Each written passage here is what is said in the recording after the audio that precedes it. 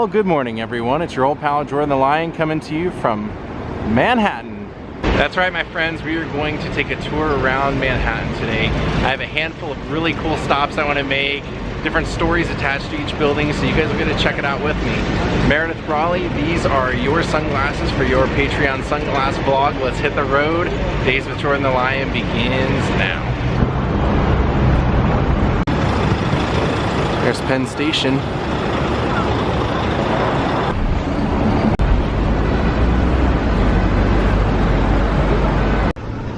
Well, we've hit the Chelsea area, which is exactly what we're looking for right now. Now, we're not going in this place, but I do want to check it out before I leave. It's called the Trailer Park Grill, and the inside is literally decorated like a trailer park. But where we're headed to now is the infamous I Remember You Well at the Chelsea Hotel. Yep, it's the Chelsea Hotel that, God, it's famous for a million things, but one of my favorites is that Leonard Cohen wrote a song called Chelsea Hotel No. 2 about his affair with Janis Joplin here. There it is. I believe it's been shut down for renovations for quite a while now, but like I said, there's a lot of history to this place. For one, Andy Warhol filmed the Chelsea Girls movie in here. Dylan Thomas, the famous poet, stayed in here and died a few days later. Allen Ginsberg stayed here. The man who wrote The Lost Weekend died here. Sid Vicious of the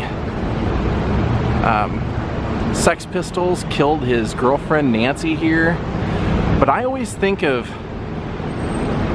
the 4th floor, room 424, was Leonard Cohen's room, and 411 was Janis's room, and just the lyrics to that song have always stuck with me because he really, I mean, he sings basically about this brief affair that they have there and how it meant something to him, but in the long run it didn't, but it's still something he thinks about. So I love the lyrics. He says, "You were famous, your heart was a legend. You told me again that you preferred handsome men, but for me you'd make an exception." Beautiful. And this is also where the when the Titanic had sank, the survivors stayed here when they first docked here in New York. I do see some windows open, so what I think happened from what I'm reading online was that they basically don't allow anybody new to move in here, but the people that were already living here, I think, could stay. They've had multiple owners over the years. It's just sad to see that famous entryway right there closed off. Look at that place. Now, just to give you a little idea of some of the people that lived here and their contributions to the world, I'll tell you that as far as people that lived in this building, you had everyone from Mark Twain, O. Henry, Dylan Thomas, Arthur Miller, Arthur C. Clarke, Tennessee Williams, Jack Kerouac, William S. Burroughs, Allen Ginsberg, Stanley Kubrick, Mitch Hedberg lived here, Elliot Gould, Uma Thurman, Dennis Hopper. Of course, the Andy Warhol movie was filmed here, Chelsea Girls, because he was trying to capture the people that were part of his Andy Warhol factory. A lot of them lived here. But you also had like the Grateful Dead lived here. Nico wrote a song about living here. I mean, it's a really, really fantastic history. Dee Dee Ramone, Stiv Bators, Johnny Thunders, Cher, John Cale, Edith Piaf, Joni Mitchell, Pink Floyd, Jimi Hendrix, Canned Heat. Madonna lived in the Chelsea in the early 80s and did her photos for the Sex book in room 822. Wow. So they used to have a historical landmark placard right up there. I want to go see if they still have it and what's noted on there. I'm glad I came over here. They not only have one placard, they have a handful of them. Look at that sign up there. See the Chelsea Hotel, but then you have the Leonard Cohen sign right there. Poet, novelist, singer, songwriter, I Remember You Well in the Chelsea Hotel. From the song Chelsea Hotel No. 2. Then you have Brendan Behan, one for James Schuyler, and then across from there you have one for Shirley Clarke, Sir Arthur C. Clarke, his explorations of space 1952 was used for Wernher von Braun to convince John F. Kennedy to go to the moon. He wrote 2001, A Space Odyssey, here at the Chelsea Hotel. And there you can see there's one for Virgil Thompson. He lived here for quite a while. The film score for the Louisiana Story, for which he was awarded the Pulitzer Prize. Music was written here in the Chelsea Hotel, where he lived for more than 50 years. And then down here is a little history of the Chelsea Hotel, and somebody you can see down in the corner has written Sam Shepard, Sid Vicious, Patti Smith. I'm telling you, could have done an entire vlog just on this place. Now we saw the plaques over there. This is the entrance.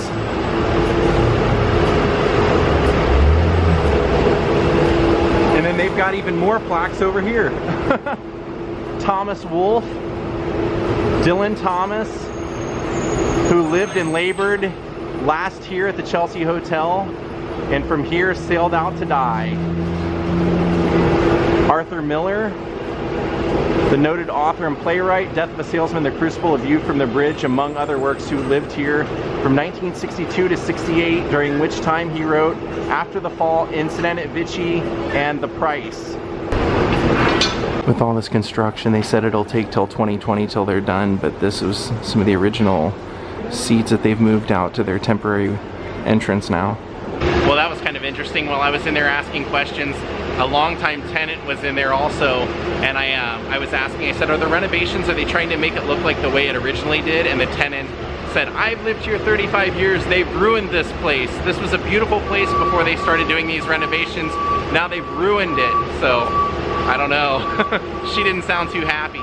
So my plan is in 2020 they're supposed to reopen. I think the people that are living there now will get to continue living there, and they're going to go back to also having like hotel rentals. So I want to stay here when they reopen. And good to see you, Marilyn.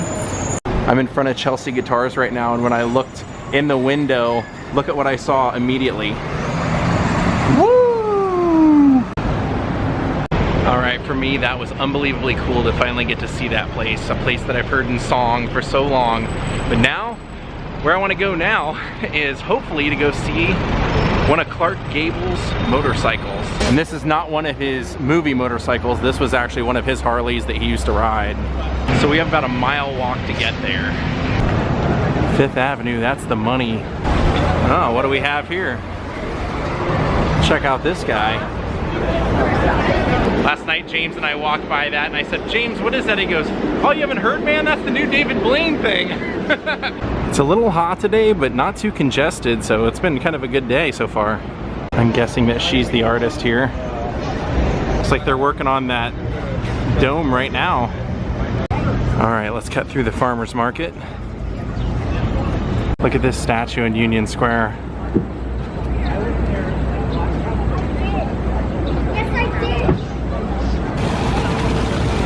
Lots of chess going on over here. Check out this on the side of the building over there. And to me, that thing looks like kind of a magic wand going into that circle, doesn't it? Hey, that looks like George Washington over there. Is it? Oh yeah. Yeah, that is definitely George Washington up there. Fingers crossed it's still here. Check out this interesting plaque on the side of the building for Keels. It says, on this corner, Grupetrus Stuyvesant's pear tree. Recalled to Holland in 1664, on his return, he brought the pear tree and planted it as his memorial, by which, said he, my name may be remembered. The pear tree flourished and bore fruit for over 200 years. Here it is, right there. Clark Gable's motorcycle. How crazy is that? Ex-Clark Gable, 1934 Harley Davidson RL. 45 cubic inch flathead belonged to actor Clark Gable. The Gone with the Wind icon purchased this bike in 1934. As an avid collector, he was meticulous about the maintenance and operation of his racing machines. It's reported that his close industry friends, including Victor Fleming along with Robert Taylor and Carrie Laughlin, would congregate at Hawks Home on Sundays and would ride through California and Mexico. Huh. He was playing tag at speeds up to 90 miles per hour. Yeah, that's one of the cool things about Keels. They like to display motorcycles, and this one happens to be Clark's. Dude, that is so cool. Think of him sitting on that thing. I'll look online and see if I can find a photo of him on this particular one. Those are his handlebars, baby. That is rad. That is rad. Truth be told, that was one of the big things I've had on my list for like a year and a half to come see while I'm in New York. I'm like, I gotta stop by that Keels and see Clark's motorcycle if it's still there. I think they might even have a Steve McQueen one here too.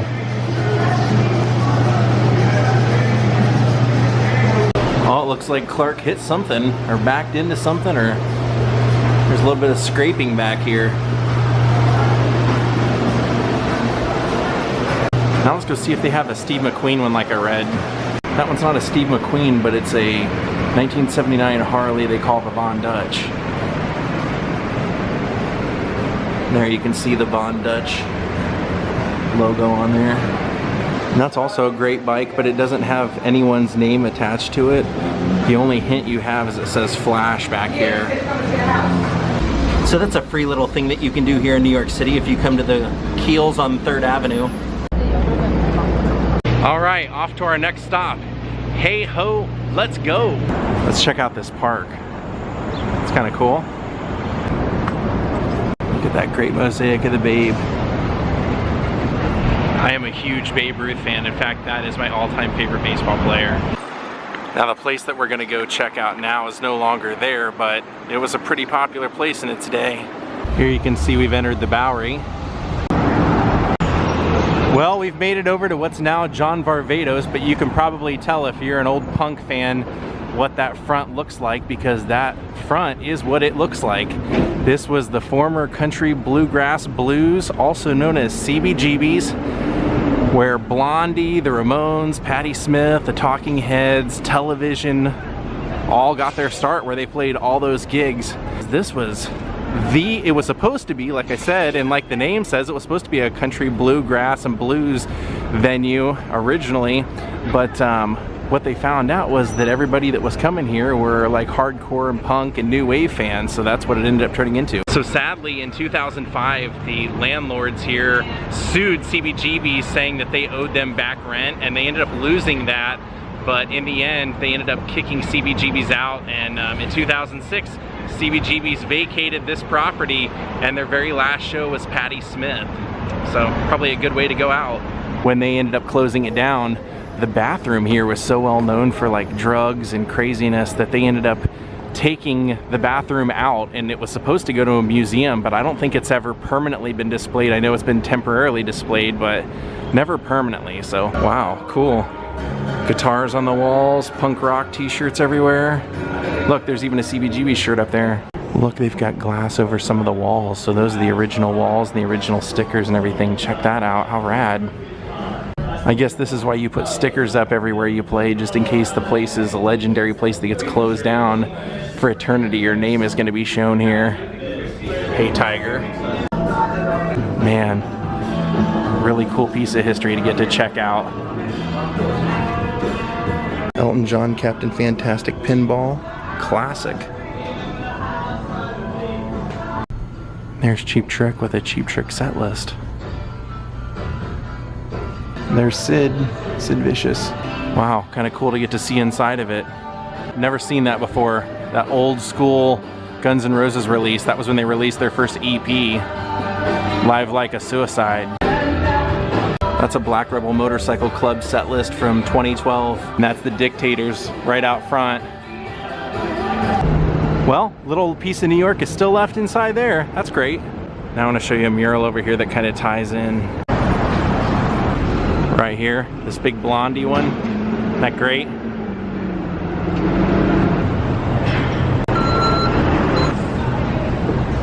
Stephanie Seymour, that's former Mrs. Axl Rose right there.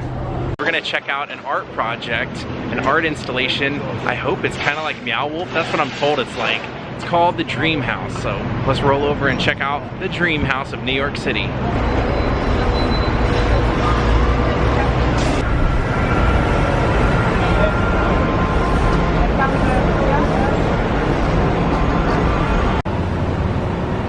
Well, the Dream House is in this unassuming doorway right here. Well, I'm sorry, gang. When I got over to the Dream House, it was just opening and they had a sign when I got to the 3rd floor where it starts and it said, no documentation inside, so I couldn't show you anything, I'm sorry. But it is worth checking out if you come to New York City. Look up the Dream House on Church. It was definitely a cool sound and light experience worth checking out for 10 bucks. Check out the architecture of this building. I like the old stuff, but that's kind of one of the cool new things I like around here. Where we're heading to now is a restaurant that is no longer there, but I want to tell you who used to work there. Skyscrapers as far as the eye can see. Check out the Manhattan parking rates. Here we have St. Paul's Chapel. Here's John Street. This is what we're looking for. Used to be over here. Well, here it is. The sign is still up. It is closed indefinitely, but Las Halles Bar and Grill is still here, and this is where Anthony Bourdain was the head chef when he wrote Kitchen Confidential, and it changed his life. That's how he ended up getting no reservations and making his name in the culinary world right here. And it's kind of funny if you see interviews with him, he talks about how he's like, I bankrupted a lot of poor restaurateurs with my line of BS, telling them things I could do, and really I couldn't do any of them, but he ended up telling all the secrets of being a chef from working in the kitchen right here. There's the front doorway. And I believe it's when he was working here that he had his big drug problem, trying to keep up with the fast pace of the kitchen. We're heading about 2 blocks up the street, up Broadway. So take it back to the mid-1800s, and right here on this corner was originally a place called Scudders Museum.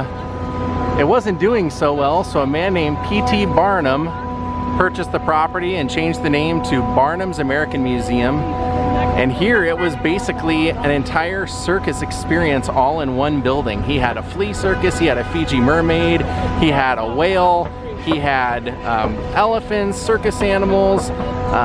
He had built a theater in there so he could have acrobats, he could have literally your full circus experience inside here. And he loved it because then he didn't have to take his show out on the road, which was kind of difficult in those days because he was having to play small towns along the way to big towns just to make ends meet. Here he could just have everybody come to him.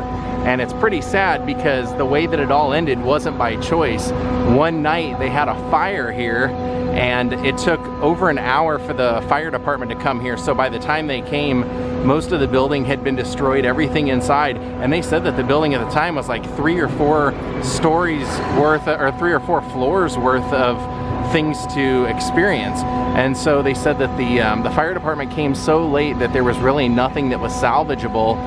So as they sprayed the building down with the hoses, it was so cold out in New York City that day, the water that they were spraying onto it was turning to ice. So all of a sudden people started coming out to look at it because it looked like a big ice castle. And so Barnum said after this he didn't want to have like a brick and mortar type building anymore, that something like this could happen. So that's when he got into investing more into the traveling road show and talked the train systems into running all night just for the circus, so that the circus could get their animals and all their equipment moved in the middle of the night to the next town. I read that in its heyday, the Barnum American Museum would be open 15 hours a day and actually see about 15,000 people a day. And here you can see a cemetery inside St. Paul's Cathedral where we're passing by. Here's the Bell of Hope. This is a gift from London after the September 11th tragedy, and they ring it every September 11th for symbolizing triumph and hope over tragedy.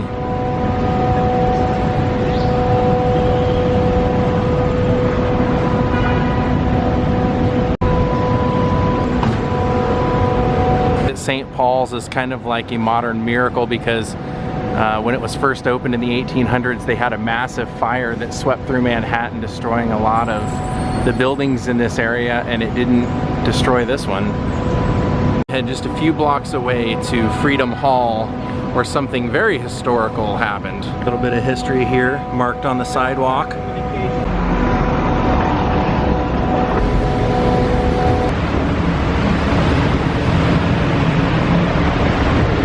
Well, clearly we found a ramp for those Duke boys, in case they're running from the law. Well, we have found it. You know why this is important? It's important because you can see this is the birthplace of American democracy. This is where George Washington was sworn in to be the first president of the United States. Of course, we had a president before that, but we weren't known as the United States then, so kind of cool. That great statue. And then it actually says that right below. On this site in Federal Hall, April 30th, 1789, George Washington took the oath as the first president. And this building right here is the famous New York Stock Exchange.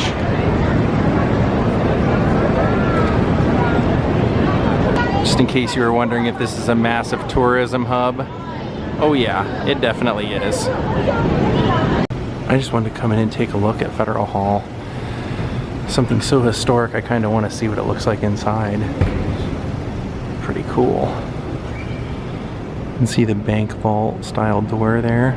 And it's showing all these things inside because this used to be the custom house when they were first using it. So they would have stored wines and coffee and oil and things that were going to be traded and sold. It says first inaugural day, April 30th, 1789. Standing on this stone in the balcony of the Federal Hall, George Washington took the oath as the first president of the United States. Pretty cool, man. That is really cool. So take a look at this. They have a ring in here that they say Martha Washington wore after George died as her mourning ring. They also have pieces of a mourning dress that she wore in the collection here, as well as this commemorative plate. And this is a replica of George Washington's presidential desk. Because of course the original Capitol was here in New York City before Washington, D.C. Presidential House was here. And it says here that the original desk is currently located in the governor's room at the present-day City Hall of New York.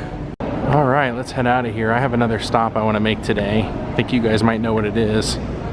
Kind of a good way to end the vlog, I feel like. And here's the famous bull.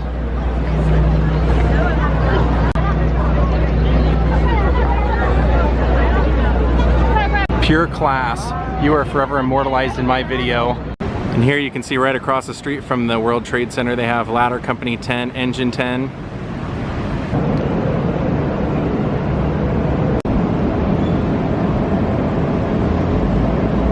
That is a picture of the Deutsche Bank building, and then at the base of it you can see the remnants of the South Tower, Tower 2. Yep, that's right. We are over here by the World Trade Center, kind of showing how they're going to lay out future World Trade Center buildings here. But we are right dead center where the museum and the memorial is, so let's check it out.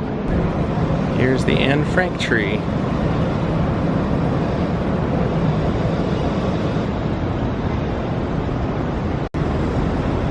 Now, of course, this was the sphere that used to be out in front of the World Trade Center, and they recovered it from the rubble and put it back out here as part of the memorial. You can see how much is destroyed on top.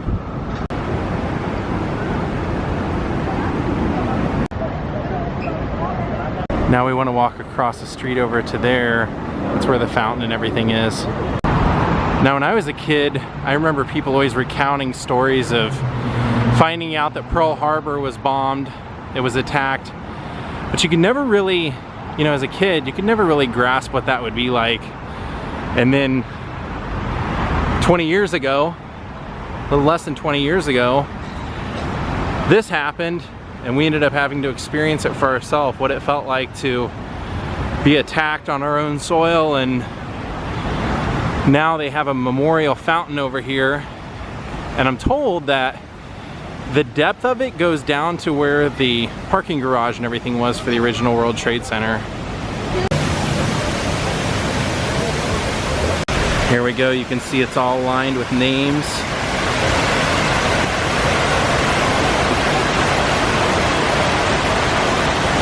And as you can see, people are lined all the way around to get a look.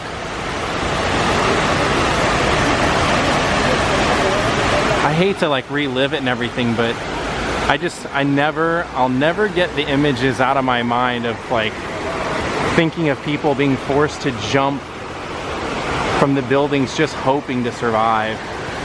So it's really nice that they decided to, you know, I know a lot of people afterward wanted them to rebuild the towers bigger than ever, and some people wanted a memorial. I think a memorial was the way to go on this one. These poor victims deserve that. Look, they're even acknowledging the firefighters. Ladder 61. Engine 201. Engine 230.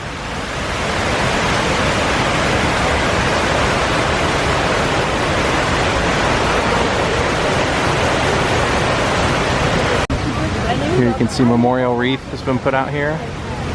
Well, Meredith Brawley, I hope you enjoyed your Patreon sunglass vlog. It is starting to rain, so we are gonna wrap it up here. I hope you all enjoyed our tour of New York City today. Come back and see me tomorrow. I have a whole different idea planned for tomorrow.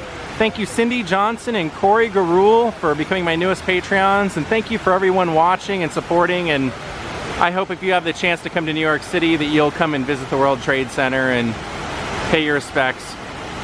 Definitely a very, very sad moment in American history that should never be forgotten. Have a great night, everyone, and goodbye.